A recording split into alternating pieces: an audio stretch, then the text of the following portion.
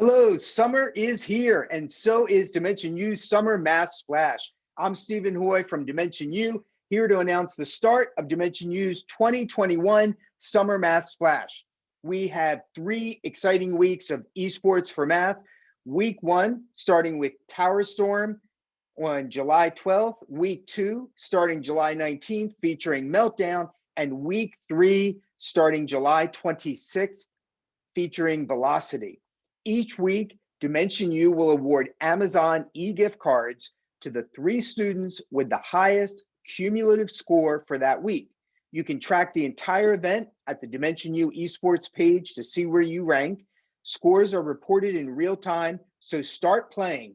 The Summer Math Splash is open to rising 4th through 11th grade students who have a valid DimensionU account. For points to qualify, students must play on their curriculum level that aligns to their most recently completed grade level. For complete details, go to DimensionU Esports page and click on the Summer Math Splash icon. Good luck, everyone. Have an awesome summer. We will see you on the DimensionU Esports Summer Math Splash leaderboard.